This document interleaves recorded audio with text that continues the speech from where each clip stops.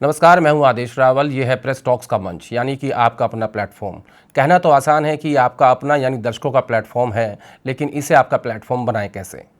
2 महीने पहले जब हमने प्रेस टॉक्स की शुरुआत की थी तो आपसे वादा किया था कि हम एक ऐसा मंच बनाना चाहते हैं जो सिर्फ एक एंकर या होस्ट का नहीं होगा।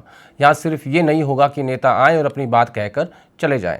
हमारा आपसे वादा था कि एक ऐसा प्लेटफॉर्म बनाएंगे जहाँ समाज के आम लोग, न्यूज़ को लाने वाले यानी कि हम जैसे लोग, और न्यूज़ मेकर्स यानी कि नेता लोग सब एक दूसरे को और बेहतर तरीके से जानें और समझें।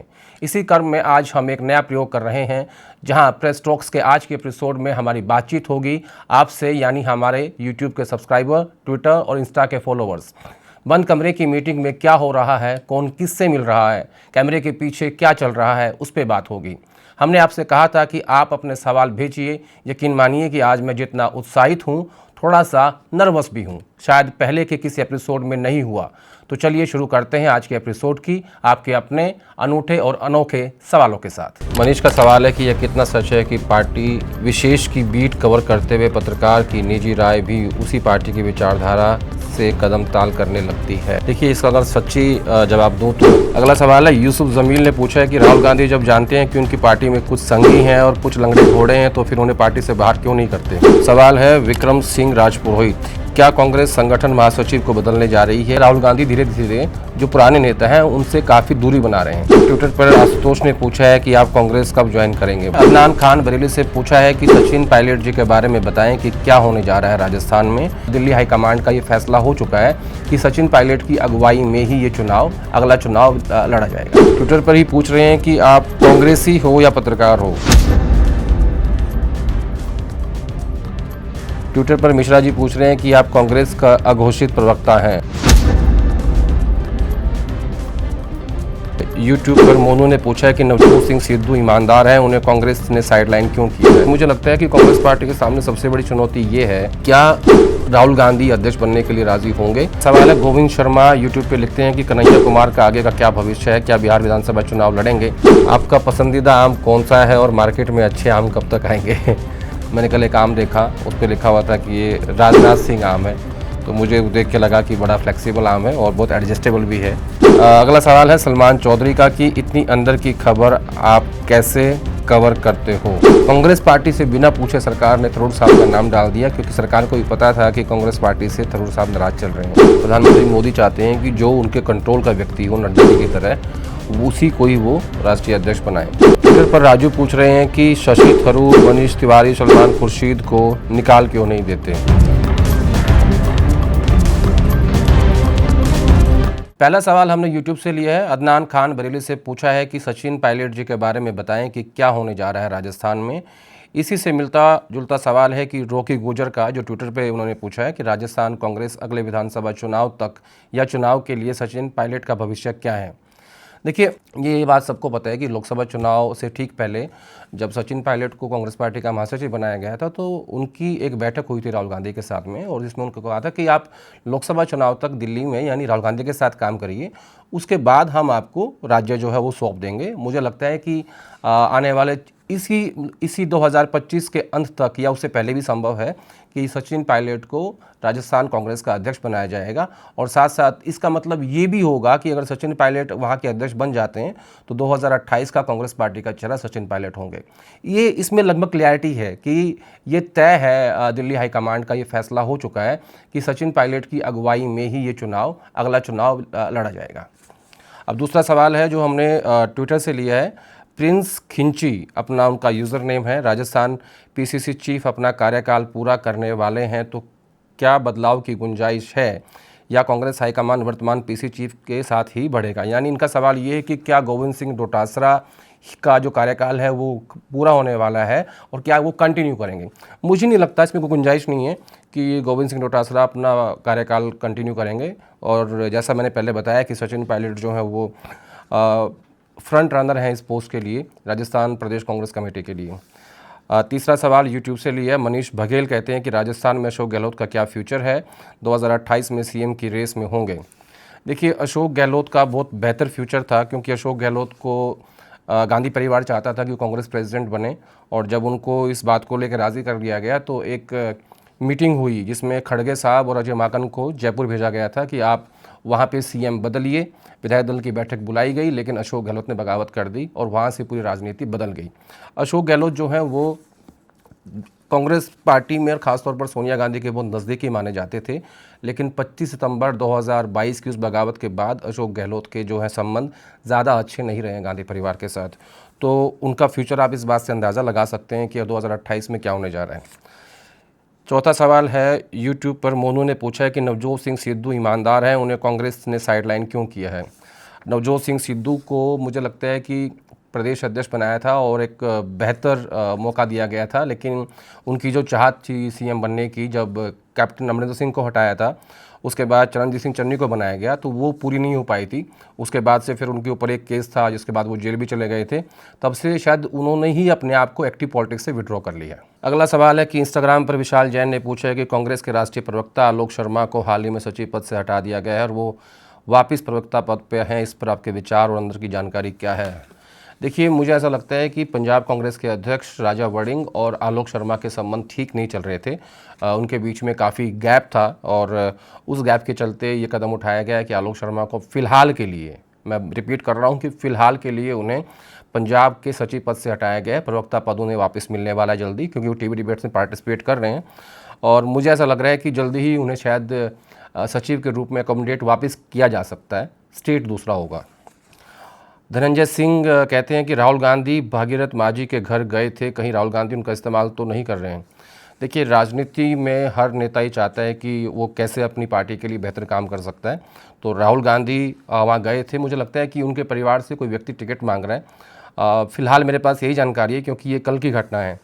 तो परिवार से टिकट मांग रहा है तो हो सकता है कि कांग्रेस पार्टी कंसिडर कर ले, क्योंकि इस परिवार का अपना एक महत्व है वहाँ पे उनकी लोकल राजनीति में। इसके बाद सवाल है, गोविंद शर्मा यूट्यूब पे लिखते हैं कि कन्हैया कुमार का आगे का क्या भविष्य है, क्या बिहार विधानसभा चुनाव लड़ेंगे। कन्हैया कुमार हमारे कार्यक्रम में आए थे, इसी पॉडकास्ट में आए थे और उन्होंने कहा था कि अगर पार्टी कहेगी तो वो चुनाव लड़ेंगे। लेकिन मुझे लगता है कि बेगूसराय से उन्होंने लोकसभा चुनाव लड़ा था 2019 में लेफ्ट की टिकट पे, उसके बाद वो कांग्रेस पार्टी में शामिल हुए और फिर उन्होंने 2024 में दिल्ली से लोकसभा चुनाव लड़ा। और उसके बाद मैंने उनसे पूछी थी ये बात कि दिल्ली, बेगूसराय और फिर वापस बिहार में आप जाके प्लान यात्रा कर रहे हो, तो मतलब कोई साफ संकेत नहीं मिल रहे राजनीति के। तो उनका ये कहना था कि अगर पार्टी कहेगी तो मैं चुनाव लड़ूंगा। तो मुझे लगता है कि इस बार उनको पार्टी कहने वाली है। अगला सवाल है, यूसुफ जमील ने पूछा है कि राहुल गांधी जब जानते हैं कि उनकी पार्टी में कुछ संगी हैं और कुछ लंगड़े घोड़े हैं, तो फिर उन्हें पार्टी से बाहर क्यों नहीं करते। देखिए, किसी भी पुराने नेता को, जिन्हें आप लंगड़ा घोड़ा समझ रहे हैं या कह रहे हैं, या राहुल गांधी कह रहे हैं, पार्टी से निकालना इतना आसान नहीं होता, क्योंकि एक बार, दो बार, तीन बार जो आपकी पार्टी का मुख्यमंत्री रहा है, और मुझे नहीं लगता कि ये कोई बेहतर प्रैक्टिस है कि आप अपने नेताओं को पार्टी से बाहर कर दो। उनका इस्तेमाल हो सकता है, किसी का ज़्यादा किसी का कम, लेकिन राहुल गांधी की जो राजनीति है वो बीजेपी से अलग है। वो कहते हैं कि हम अपने यहाँ पे लोगों को बेइज्जत नहीं करते, उनको सम्मान देते हैं। लेकिन अब वो समय है, राहुल गांधी धीरे धीरे जो पुराने नेता हैं उनसे काफ़ी दूरी बना रहे हैं। और ये जो जिसका जिक्र कर रहे हैं, लंगड़े घोड़े की बात कर रहे हैं, ये कांग्रेस पार्टी के पास हर राज्य में है, तो इनको निकालना कोई समाधान नहीं है। सवाल है, विक्रम सिंह राजपुरोहित, क्या कांग्रेस संगठन महासचिव को बदलने जा रही है? अगर हाँ, तो उत्तर प्रदेश के कौन से नेता इस पद के प्रबल दावेदार हैं? मुझे नहीं लगता कि संगठन महासचिव केसी वेणुगोपाल का फिलहाल कोई पार्टी में विकल्प है, क्योंकि वो सबसे पावरफुल व्यक्ति हैं इस पार्टी में आज की डेट में। अगर मैं ये कह दूं कि पार्टी वही चलाते हैं तो आप हैरान मत होइएगा। और रही बात उत्तर प्रदेश में कौन सा नेता उन्हें बदल सकता है, ऐसा कोई नेता उत्तर प्रदेश में नहीं है जो केसी वेणुगोपाल का अल्टरनेट हो। गौरव शर्मा एक्स पे लिखते हैं ट्विटर पे कि ईवीएम और मतदाता सूची में गड़बड़ियों को लेकर पार्टी क्लियर स्टैंड क्यों नहीं ले रही है। देखिए, महाराष्ट्र को लेकर राहुल गांधी ने कल ही एक आर्टिकल लिखा है, 13 अखबार और 15 भाषाओं में वो आर्टिकल छपा है, जिसमें उनका ये कहना है कि महाराष्ट्र में गड़बड़ी हुई है और महाराष्ट्र में 70 लाख के आसपास ज़्यादा वोट पड़े हैं। और उनका ये कहना है कि जब हमने हाईकोर्ट के थ्रू वोटर लिस्ट मांगी और उनके फोटोग्राफ्स मांगे तो उसमें ही बदलाव कर दिया गया, सरकार ने उसको देने से मना कर दिया, चुनाव आयुक्त ने बेसिकली। तो मुझे लगता है कम से कम महाराष्ट्र को लेके ईवीएम पे नहीं कहूँगा मैं, लेकिन मतदाता सूची को लेके कांग्रेस पार्टी का क्लियर स्टैंड है। उस पर राहुल गांधी ने इससे पहले प्रेस कॉन्फ्रेंस भी की थी कॉन्स्टिट्यूशन क्लब में, और कल उन्होंने एक लेख भी लिखा है। अगला सवाल है, जिन राज्यों में कुछ वर्षों से चुनाव है उनके लिए क्या पार्टी गंभीर है? ये सवाल पहले से जुड़ा हुआ है कई राज्यों के प्रभारी प्रदेश अध्यक्ष बदले जाने हैं, फैसले के लिए और कितना इंतज़ार होगा। अभी जो चुनाव है उसमें बिहार है, तमिलनाडु है और असम है, इसीलिए मुझे लगता है कि इलेक्शन कमीशन पर दबाव बनाने के लिए एक आर्टिकल लिखा गया है जिसमें गड़बड़ियों के ऊपर सवाल खड़े किए राहुल गांधी ने, नेता प्रतिपक्ष ने, जिसके बाद चुनाव आयोग ने इसका जवाब भी दिया कि ऐसा कुछ नहीं है। और आज महाराष्ट्र के मुख्यमंत्री देवेंद्र फडणवीस ने ये कहा है कि जनता ने आपको नकार दिया, अब आप जनता को नकारना चाहते हैं, जो कि ठीक नहीं है। आपका अगला सवाल है कि कई राज्यों के प्रभारी प्रदेश अध्यक्ष बदले जाने हैं, फैसले के लिए और कितना इंतज़ार होगा। मुझे नहीं लगता कि फ़िलहाल कोई प्रभारी चेंज होने वाला है। जहाँ तक प्रदेश अध्यक्ष की बात है कि अभी असम को नया प्रदेश मिला है कि गौरव गोगोई बनाया गया है, और इसके अलावा राजस्थान पेंडिंग है और हरियाणा भी पेंडिंग है। तो इसके अलावा कोई ज़्यादा मुझे लगता नहीं कोई स्टेट पेंडिंग है। इसके आगे का सवाल है कि जितेंद्र जाखड़ ट्विटर पर पूछते हैं कि कांग्रेस में राहुल गांधी को छोड़ दे तो बाकी नेता अपनी इतनी मेहनत पार्टी के लिए क्यों नहीं करते, और जैसे कोई बीजेपी कांग्रेस की गलती होने पर पीछे पड़ जाती है, वैसे कांग्रेस क्यों नहीं उठा पाती, और कांग्रेस का जातिगत जनगणना एजेंडा कितना कारगर है। ये बात आपकी सही है कि जो बाकी नेता हैं वो उतनी मेहनत नहीं करते जितनी करनी चाहिए। मुझे लगता है वही नेता मेहनत करते हैं जिनको एक प्रदेश की कमान सौंप दी जाती है और जहाँ क्लियरिटी होती है कि वो मुख्यमंत्री बनेंगे, तब तो वो मेहनत करते हैं। अगर उनको एक क्लियरिटी ना हो कि वो मुख्यमंत्री नहीं बनेंगे तो उल्टा वो खेल बिगाड़ने की कोशिश होती है। इसका ताज़ा उदाहरण हरियाणा है। आपका अगला सवाल था कि बीजेपी कांग्रेस की गलती के पीछे जैसे पड़ती है। हाँ, एक वैसा सिस्टम नहीं है कांग्रेस पार्टी के पास जैसा होना चाहिए था कि सोशल मीडिया के जो अनऑफिशियल ट्रोल्स हैं, जिस हिसाब से बीजेपी आपको एकदम कटघरे में खड़ा कर देती है, वैसे कांग्रेस नहीं कर पाती। बल्कि कांग्रेस पार्टी में तो ऐसे नेता भी हैं जो राहुल गांधी को ही रिट्वीट नहीं करते या उनकी ही पोस्ट को आगे नहीं बढ़ाते। इसमें अगला सवाल था आपका कि जातिगत जनगणना एजेंडा कितना कारगर है। देखिए, राहुल गांधी को ये अच्छे से पता है कि वो धर्म की राजनीति में बीजेपी से नहीं जीत सकते, और मैं ये कहूँगा कि इसमें बहुत बड़ा योगदान है जो इस दुनिया में नहीं है अब, शरद यादव जी, कि धर्म की जो ऑल्टरनेट है या उसकी काट है वो जाति है। और राहुल गांधी इस बात को अच्छे से समझते हैं कि अगर दलित, ओबीसी और मुसलमान, ये तीन कम्युनिटीज़ जुड़ जाती हैं, ये तीन लोग जुड़ जाते हैं, तो वो आसानी से बीजेपी को हरा सकते हैं। तो मुझे लगता है कि ये कारगर है और इसका फ़ायदा इन्हें 2024 के लोकसभा चुनाव में भी मिला। इसका उदाहरण इस बात को लेके है कि जो हिंदू वोट था वो दलित में कन्वर्ट हुआ, ओबीसी में कन्वर्ट हुआ, जिसका फ़ायदा इंडिया अलायंस को मिला। सिर्फ कांग्रेस पार्टी को नहीं, अखिलेश यादव को भी जो फ़ायदा मिला उसका भी कारण यही था कि दलित और ओबीसी वोट बैंक उनके पास आया। अगला सवाल है कि सचिन गुप्ता ट्विटर पर लिखते हैं कि राहुल गांधी की सदस्यता जाने की उनकी कोठी खाली करवाने वालों ने आज तक हरियाणा वाले नेताजी की कोठी खाली नहीं करवाई, जबकि वो अब एलओपी नहीं हैं। क्या राहुल गांधी वाले नेताजी की मिली भगत से अनजान हैं? दरअसल ये सवाल मुझे लगता है कि भूपेंद्र सिंह हुड्डा के लिए है, जो कह रहे हैं कि वो अब एलओपी नहीं है, नेता प्रतिपक्ष नहीं है, उनकी कोठी खाली क्यों नहीं कराई गई। देखिए, मुझे लगता है कि ये मैटर स्टेट गवर्नमेंट का है, हरियाणा का है, लेकिन उसमें प्रावधान ये होता है, जहाँ तक मेरे पास जानकारी है, कि अगर आपकी कोठी खाली नहीं होती तो आपको उसका पर मंथ किराया देना पड़ता है। तो शायद ये वो वाला मैटर है। राहुल गांधी नेताजी की मिली भगत से अनजान है क्या? ये सवाल में कुछ क्लियरिटी नहीं मुझे है कि ये कौन सी मिली भगत की बात कर रहे हैं, क्योंकि आप सवाल पूछ रहे थे तो आप सीधा मुझसे पूछ सकते थे। अगला सवाल है सुनील शर्मा का, हिमाचल प्रदेश में सरकार का बुरा हाल है, वर्तमान में पार्टी हाईकमान चुप क्यों है? देखिए, वहाँ ना एक समस्या ये है कि जो सुक्खू साहब हैं, हिमाचल के मुख्यमंत्री हैं, वो पॉलिटिकल अपॉइंटमेंट जो है वो नहीं कर रहे हैं, और ख़ासतौर पर जो कांग्रेस पार्टी के कार्यकर्ता हैं उनकी बात नहीं सुनी जा रही है। तो ये बात कई बार दिल्ली में चर्चा हो चुकी है। तो मुझे लगता है कि जल्दी ही पॉलिटिकल अपॉइंटमेंट्स होंगी, क्योंकि हाल ही में रजनी पाटिल को वहाँ का इंचार्ज बनाया गया था, तो उस पर एक काफ़ी मशक्क़त चल रही है। लेकिन इसमें बहुत बड़ा जो दिक्कत है वो मुख्यमंत्री की तरफ से है, वो नहीं चाहते कि ज़्यादा लोग पॉलिटिकली एडजस्ट हों। क्या यूपी में अखिलेश की सरकार आ सकती है? कांग्रेस को कितनी सीट लेनी चाहिए? देखिए, ये तो राजनीतिक प्रेडिक्शन की बात कर रहे हो आप कि सरकार आ सकती है नहीं आ सकती है, क्योंकि चुनाव 2027 में है और हिंदुस्तान की राजनीति के बारे में बात कही जाती है कि 2 दिन बाद क्या होगा वो नहीं पता। तो जब चुनाव नज़दीक आए तो आप फिर से सवाल पूछिएगा, मैं उसका जवाब दूंगा। पंकज त्रिपाठी ट्विटर पे पूछ रहे हैं कि पिछले 2025 मध्य प्रदेश का कौन सा ऐसा कांग्रेस का नेता है जो दुबला हुआ हो, जेल गया हो, या जिसमें काम धंधे पर कोई प्रभाव पड़ा हो?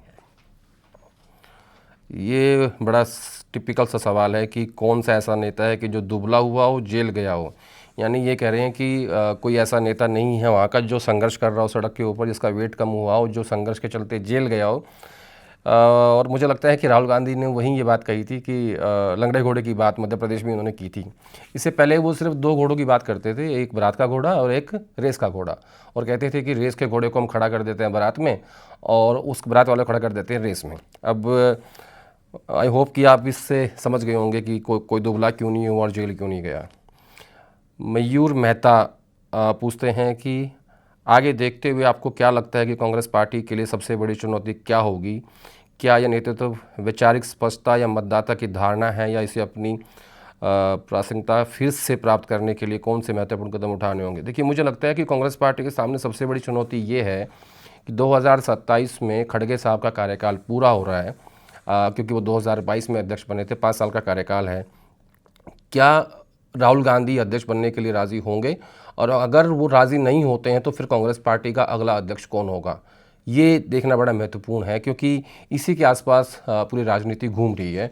तो सबसे बड़ी चुनौती ये है कि राहुल गांधी फ्रंट सीट पे आएंगे या नहीं आएंगे, या फिर बैक सीट पे ही रहेंगे। ट्विटर पे शिवशंकर ने पूछा है कि क्या वरुण गांधी कांग्रेस पार्टी ज्वाइन कर सकते हैं? देखिए, राजनीति में कुछ भी इम्पॉसिबल नहीं होता, कोई भी व्यक्ति किसी भी पार्टी में जा सकता है, लेकिन क्योंकि वरुण गांधी हैं और उनका संबंध गांधी परिवार से है, तो कांग्रेस पार्टी में फिलहाल ऑलरेडी 3 पावर सेंटर हैं, सोनिया गांधी, प्रियंका गांधी और राहुल गांधी। एक गांधी और आ जाएंगे तो मुझे लगता है कि ज़्यादा पावर सेंटर हो जाएंगे, लेकिन मैं फिर भी इसको रूल आउट नहीं कर सकता, क्योंकि राजनीति में कुछ भी संभव है। गोपाल ने पूछा है ट्विटर पे कि राहुल गांधी अभी किसी पत्रकार को 101 इंटरव्यू क्यों नहीं देते? क्या ये अर्नब को दिए गए इंटरव्यू का डर है जिससे अब तक नहीं उभर पाए हैं? नहीं, मुझे लगता है कि जब राहुल गांधी ने अपनी भारत जोड़ो यात्रा निकाली थी तब उन्होंने किसी भी मेन स्ट्रीम मीडिया को इंटरव्यू नहीं दिया, ना अखबार को, ना टीवी को। उनको लगता है कि जो विपक्ष के नेता हैं, जो विपक्ष है, इंडिया अलायंस है, उसको मेन स्ट्रीम मीडिया में जगह नहीं मिलती, और मुकेश अंबानी और गौतम अडानी का जो पूरा मीडिया है वो विपक्ष को नहीं दिखाता है। तो इसलिए राहुल गांधी जो है मेन स्ट्रीम को इंटरव्यू नहीं देते। और जिस इंटरव्यू की आप बात कर रहे हो वो इंटरव्यू 2014 में हुआ था अर्नब गोस्वामी के साथ में, और तब जयराम रमेश जो है वो पार्टी का कैंपेन संभाल रहे थे, और ऐसा कहा जाता है कि जयराम रमेश और अर्नब गोस्वामी के काफ़ी अच्छे रिश्ते हैं। सवाल है ममता कुमारी का, आम व्यक्ति अगर राहुल गांधी से कुछ बात करना चाहे तो उसके लिए क्या ऑप्शन है? देखिए, एक तो आप उनके दफ्तर से कांटेक्ट कर सकते हैं और उनको रिक्वेस्ट डाल सकते हैं कि हमें आपसे बात करनी है। वो आपसे पूछेंगे कि आपको किस संदर्भ में बात करनी है, आपका विषय क्या है। वही एक तरीका है इसका। मनीष का सवाल है कि यह कितना सच है कि पार्टी विशेष की बीट कवर करते हुए पत्रकार की निजी राय भी उसी पार्टी की विचारधारा से कदम ताल करने लगती है? देखिए, इसका अगर सच्ची जवाब दूं तो आपकी बात सही है। थोड़ा फ़र्क ज़रूर पड़ता है इस बात का कि जब आप लंबे अरसे तक कोई पार्टी कवर करते हो तो आपके विचार भी थोड़े बहुत वैसे हो जाते हैं। तो मैं इस बात को नकारूंगा नहीं, लेकिन मैं इतना कह सकता हूं कि आपको कि मैं कांग्रेस पार्टी कवर करता हूं और अक्सर आप देखेंगे कि मैं कांग्रेस पार्टी को क्रिटिसाइज़ भी बहुत करता हूं। तो ये बात सही है आपकी, मैं आपकी इस बात से लगभग सहमत हूँ। हमारे मित्र हैं प्रभाकर मिश्रा जी, देश के वरिष्ठ पत्रकार हैं, सुप्रीम कोर्ट को बड़े नज़दीक से कवर करते हैं। आपका पसंदीदा आम कौन सा है और मार्केट में अच्छे आम कब तक आएंगे? तो प्रभाकर जी, मैं आपको इतना कह सकता हूँ कि मैं आम काट के खाता हूँ, चूस के नहीं खाता। और मैंने कल एक आम देखा, उस पर लिखा हुआ था कि ये राजनाथ सिंह आम है, तो मुझे देख के लगा कि बड़ा फ्लेक्सिबल आम है और बहुत एडजस्टेबल भी है। और मैं उम्मीद करूँगा कि नितिन गडकरी और शिवराज सिंह चौहान आम भी मार्केट में आ जाएं, क्योंकि वो थोड़े से ज़्यादा फ्लेक्सिबल नहीं है। अगला सवाल है सलमान चौधरी का कि इतनी अंदर की खबर आप कैसे कवर करते हो? अंदर की खबर निकालने के लिए, आप लोगों को बताने के लिए, इसके लिए एक्सपीरियंस बहुत मैटर करता है, और ये देखना पड़ता है कि आप कौन सी खबर किसको पूछने से किसकी खबर निकलेगी। ये बड़ा महत्वपूर्ण होता है कि अगर आपको ये डायनामिक पता है कि कौन से बटन दबाने से क्या आउटपुट आएगा, तो आप अंदर की खबर आसानी से निकाल सकते हैं। लेकिन इसमें एक बात और भी है कि एक्सपीरियंस बहुत मैटर करता है, क्योंकि मैंने आपको बताया पहले भी कि 17 साल से मैं कांग्रेस पार्टी कवर कर रहा हूँ, तो उसका शायद मुझे इसमें फ़ायदा मिलता है कि अंदर की खबरें आप लोगों तक हम पहुँचा पाते हैं। अगला सवाल है कि ट्विटर पे जीना ने पूछा है कि आप टीवी के इंडिया टीवी के कुरुक्षेत्र कार्यक्रम में क्यों नहीं दिखते हैं? देखिए, लोकसभा चुनाव के दौरान मैंने कुछ लगभग 15 शो इंडिया टीवी के साथ किए थे। उसके बाद से एक दूसरे चैनल के साथ मेरा एक एक्सक्लूसिव कॉन्ट्रैक्ट हो गया है, इसलिए मैं अब बाध्य हूँ कि मैं सिर्फ उसी चैनल पे जाता हूँ। और आपने देखा होगा कि आजकल मैं ज़्यादा एबीपी न्यूज़ पे बैठता हूँ। ट्विटर पर आशुतोष ने पूछा है कि आप कांग्रेस कब ज्वाइन करेंगे? भाई, मेरा पहला और आखिरी प्यार पत्रकारिता है, जर्नलिज्म है। और मैंने अपने जीवन में आज तक ये नहीं सोचा कि मुझे कोई दूसरा काम भी करना है या नहीं करना है। आपको इसलिए ऐसा लगता होगा कि क्योंकि मेरी ज़्यादातर जो बातें होती हैं, जो खबरें होती हैं या जो मेरी चर्चा होती है, वो कांग्रेस पार्टी के आसपास ही घूमती है। वो इसलिए क्योंकि वो मेरा एक्सपर्टाइज़ हो गया है। और अब मीडिया के लोग भी मुझे उसीलिए बुलाते हैं कि जब भी उनको कांग्रेस से संबंधित किसी विषय पर चर्चा करनी होती है तभी मुझे बुलाया जाता है। तो इसलिए आपका ऐसा लगता हो कि मैं कांग्रेस पार्टी में कभी शामिल हो सकता हूँ, लेकिन आपको मैं गारंटी देता हूँ कि मैं कभी कांग्रेस पार्टी में शामिल नहीं होऊंगा। मैं अपना पत्रकारिता में ही खुश हूँ। ट्विटर पर मिस्टर राय पूछ रहे हैं कि क्या कांग्रेस को अपने शीर्ष नेताओं को अपने नाराज़ नेताओं की जानकारी नहीं होती? ऐसा नहीं होता, क्योंकि शीर्ष नेताओं को ही पहले वो जाके बताते हैं कि हमें क्या चाहिए। जैसे अभी फरवरी में शशि थरूर ने जाके राहुल गांधी को कहा था कि उन्हें केरला का आप मुख्यमंत्री चेहरा घोषित कर दीजिए, और वो संभव नहीं था क्योंकि वहाँ पे कांग्रेस पार्टी के पास काफ़ी बड़े नेता हैं। उसमें रमेश चन्नीथला हैं, वीडी सतीशन हैं, ओमन चांडी हैं, और भी ये सब नेता पैन केरल पॉपुलर हैं। लेकिन थरूर साहब की वो बात पूरी नहीं हो पाई, तो शीर्ष नेतृत्व को पता है कि वो नाराज़ हैं। इसीलिए वो ऑपरेशन सिंदूर के बाद अब जो डेलीगेशन गया सरकार की तरफ से, जिसमें कांग्रेस पार्टी से बिना पूछे सरकार ने थरूर साहब का नाम डाल दिया, क्योंकि सरकार को भी पता था कि कांग्रेस पार्टी से थरूर साहब नाराज़ चल रहे हैं। तो पता सबको होता है कि कौन नाराज़ और कौन खुश है। एक्स पर सतीश चौधरी पूछ रहे हैं कि मोदी क्या 75 साल में रिटायर हो जाएंगे? देखिए, मुझे लगता है कि ये एक जो आपका सवाल है कि रिटायरमेंट 75 साल की, ये कानून जो बनाया गया ये मोदी जी ने बनाया था और ये सब पे लागू हुआ। लेकिन क्योंकि मोदी इतना बड़ा ब्रांड है आज की डेट में देश की राजनीति में कि वो 3rd टाइम इस देश के प्रधानमंत्री हैं लगातार, तो उन पे ये लागू होगा या नहीं होगा, मुझे लगता है कि उसको लागू करेगा कौन, सबसे पहली बात तो ये है। दूसरा, इसका बेहतर जवाब को मैं तब दे पाता कि जब अगर बीजेपी के राष्ट्रीय अध्यक्ष का फैसला हो जाए, उससे बीजेपी की आगे की राजनीति समझ आएगी। तो जब अगला राष्ट्रीय अध्यक्ष घोषित हो जाएगा, उसके बाद आप ये सवाल पूछिएगा, मैं आपको उसका जवाब जरूर दूंगा। ट्विटर पर ही पूछ रहे हैं कि आप कांग्रेसी हो या पत्रकार हो? इसका जवाब मैंने दे दिया है कि आप लोगों को इसलिए लगता है कि मेरी ज़्यादातर खबरें कांग्रेस पार्टी के आसपास होती हैं। मैं कांग्रेस पार्टी को कवर करता हूँ। देखिए, पता क्या होता है, जैसे डॉक्टर होते हैं, अब कोई हार्ट का एक्सपर्ट है, कोई हड्डियों का एक्सपर्ट है, कोई आइज़ का एक्सपर्ट है। ऐसे ही पत्रकारिता में भी पत्रकारों को एक चैनल के भीतर एक पत्रकार कांग्रेस पार्टी कवर करेगा, एक बीजेपी कवर करेगा, एक क्राइम कवर करता है, एक स्पोर्ट्स देखता है, तो सबके काम बटे हुए होते हैं। जब हम ये करते हैं तो आप लोगों को लगता है कि हम उस पार्टी का हिस्सा हो गए। ऐसा नहीं होता। वो एक ही व्यक्ति सारी पार्टियां कवर नहीं कर सकता, तो इसलिए अलग अलग लोगों को अलग अलग बीट्स दी जाती हैं, जिन्हें पॉलिटिकल सिस्टम में भी होता है और क्राइम रिपोर्टर्स भी होते हैं, स्पोर्ट्स के भी होते हैं, जो बॉलीवुड कवर करते हैं वो भी होते हैं। तो आप इसको ऐसे मत देखिए कि कोई पत्रकार अगर बीजेपी कवर कर रहा है तो वो उनका उस पार्टी का हो गया है, कोई कांग्रेस कवर कर रहा है तो वो उस पार्टी का हो गया है। ये हम सबकी एक्सपर्टाइज होती है, जो सालों कवर करने के बाद, एक्सपीरियंस लेने के बाद वो एक्सपर्टाइज बनती है। एक्स पर कुमार पांडे पूछ रहे हैं कि क्या वेणुगोपाल कांग्रेस के उत्थान में बड़े बाधा हैं?